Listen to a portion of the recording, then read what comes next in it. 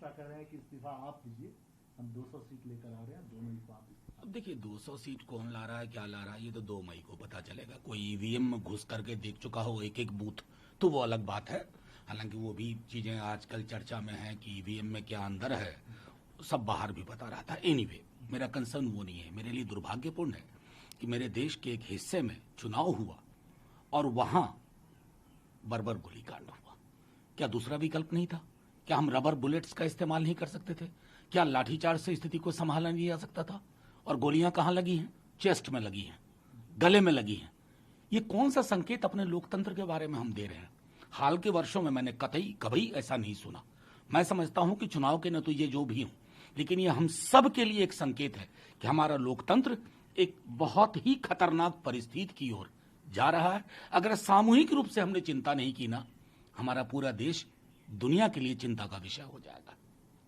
879 cases एक दिन, total 1.33 crore, स्थिति भयावह लगती है। देखिए बहुत भयावह है, और मैं कहूं कि ये इस भयावह स्थिति को लाने में सरकारों के साथ साथ लोगों का भी योगदान है। सरकारें चाहे केंद्र की हो, राज्य की हो, क्या क्या फुल पेज विज्ञापन आप दे रहे हैं कि हमने लड़ाई जीत ली। इस वायरस का कोई एक्सपायरी डेट नहीं था, डेडलाइन नहीं थी। अब देखिए चुनाव के विजुअल्स, जनप्रतिनिधि, बड़े बड़े नेता, ओहदेदार नेता क्या संदेश दे रहे हैं लोगों के बीच में? मास्क नहीं है, कोई फिजिकल डिस्टेंस, दैहिक दूरी नहीं है। लोगों का आप लोगों से उम्मीद करेंगे अनुपालन करें, उनकी पिटाई करेंगे पुलिस वाले।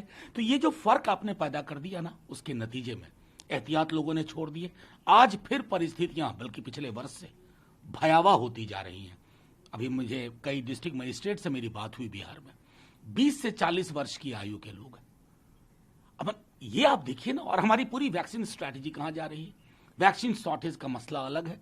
अब तो ये तय करना होगा कि जो भी अवेलेबल वैक्सीन है दुनिया भर में, उसको जो भी हमारे मानकों के आधार पर ट्रायल करवा करके वो उपलब्ध कराया जाए, तभी जाकर के हम नियंत्रण में ले पाएंगे। आपने भी देखी है और बाकी राजनीतिक दल भी कर रहे हैं, क्या लगता है कि वो वक्त आ गया है कि जब ये इन चीजों से बाहर निकल? देखिए मेरे समझ में नहीं आ रहा कि हम चाह क्या रहे हैं। मैंने जैसा कहा कि अभी 2-4 दिन पहले लगातार मैं कुछ डिस्ट्रिक्ट मजिस्ट्रेट से बात कर रहा हूं। मैंने माननीय मुख्यमंत्री बिहार को भी लिखा।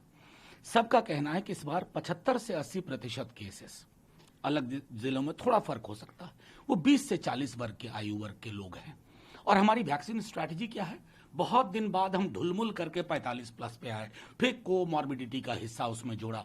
अब वक्त आ गया है कि यूनिवर्सलाइज करिए वैक्सीन फॉर ऑल, क्योंकि जान बचाना हर इंसान को, ये तो मैं सीधे कहता हूं कि ये संविधान की राइट टू लाइफ की धारा के तहत हर राज्य को, और केंद्र को, और एक और आग्रह करूंगा माननीय केंद्र सरकार से, आप ये बड़े भाई की भूमिका को त्याग दीजिए, राज्यों को स्वायत्ता दीजिए, वो अपनी स्ट्रैटेजी तय करें, प्राथमिकता तय करें और आगे बढ़ें। ये तो जो दवाई है इंजेक्शन, उस पर प्रतिबंध लगा है एक्सपोर्ट पे, क्या लगता है? मैं समझ रहा हूँ बेहद आवश्यक है। ये निर्णय कुछ दिन पहले ले लिया जाना चाहिए था। असल में हमारी पूरी की पूरी स्ट्रैटेजी हो गई ना, हम बहुत रिएक्टिव हो गए हैं, प्रोएक्टिव नहीं सोचते हैं। अब एक साहब हैं, उनके गुजरात बीजेपी के अध्यक्ष, वो अपने कार्यालय में ही रेमडेसिविर कर रहे थे। तो कम से कम चलिए, जब जागे तभी सवेरा।